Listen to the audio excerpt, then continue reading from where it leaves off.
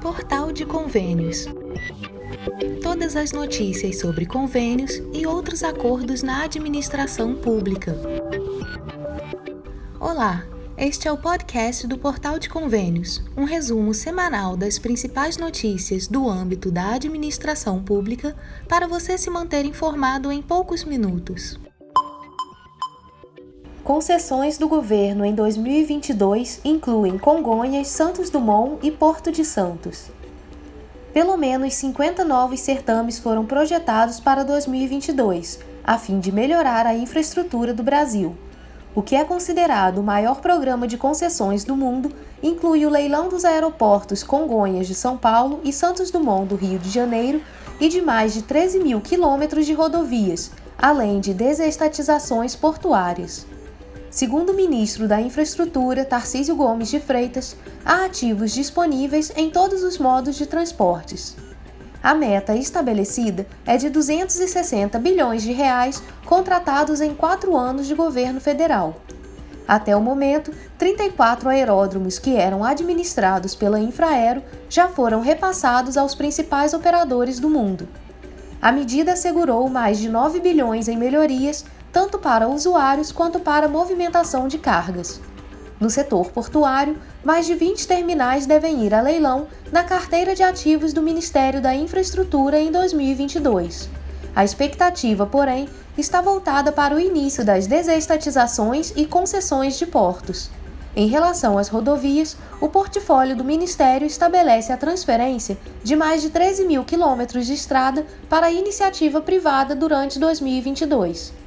A medida pode render mais de 108 bilhões em investimentos para o setor.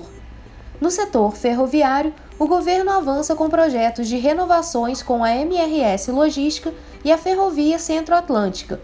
Para a primeira, com 1,6 mil quilômetros de trilhos no Sudeste, são esperados 16,7 bilhões em novos investimentos.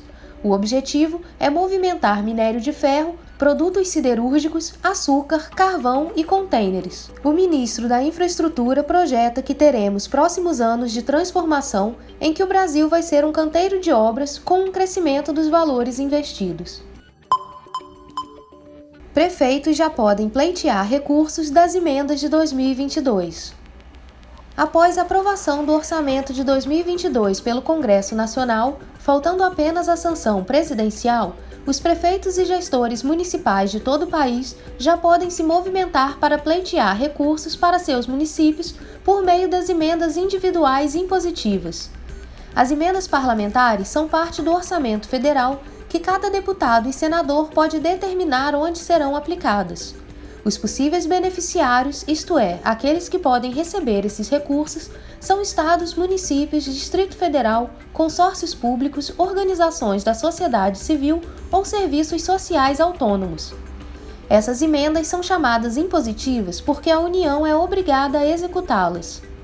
O orçamento da União deste ano deverá destinar 10,93 bilhões para atender às emendas de deputados e senadores.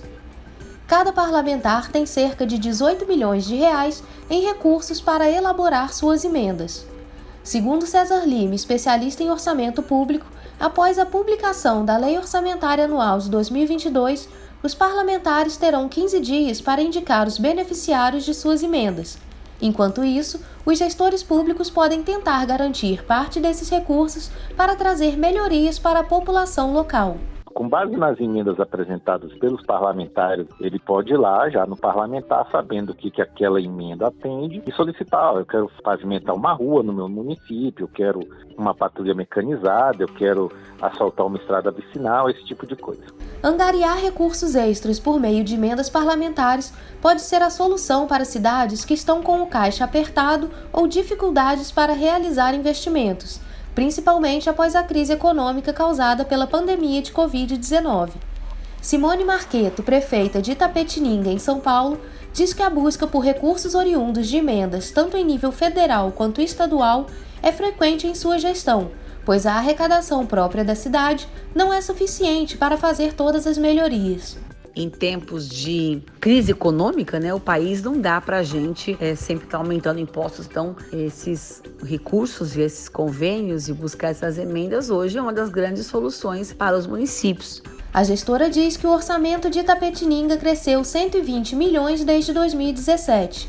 Levantamento da prefeitura aponta que Itapetininga conseguiu cerca de 114 milhões através de convênios e emendas junto a outros entes da federação.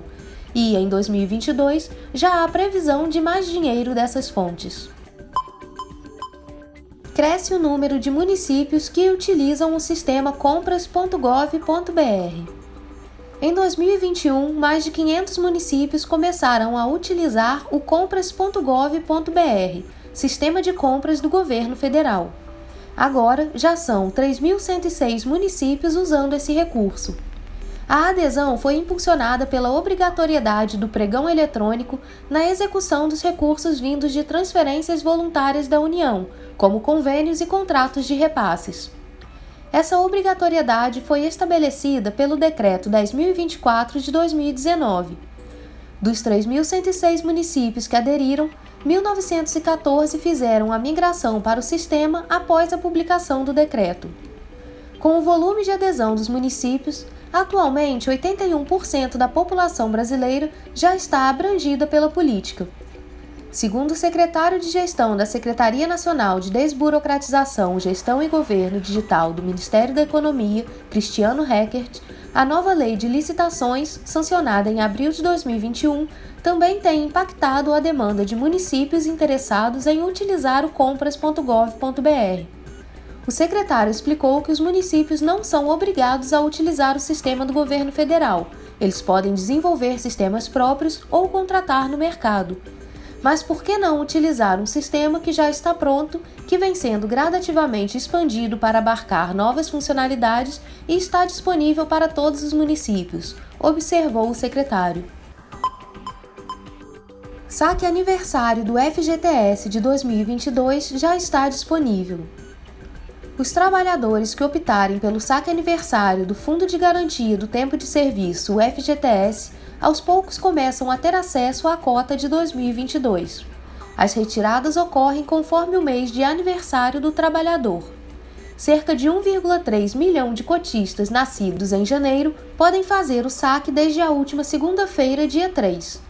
Criada em 2019 e em vigor desde 2020, essa modalidade permite a retirada de parte do saldo de qualquer conta ativa ou inativa do fundo a cada ano, no mês de aniversário, em troca de não receber parte do que tem direito em caso de demissão sem justa causa. Até agora, cerca de 17,8 milhões de pessoas aderiram ao saque aniversário.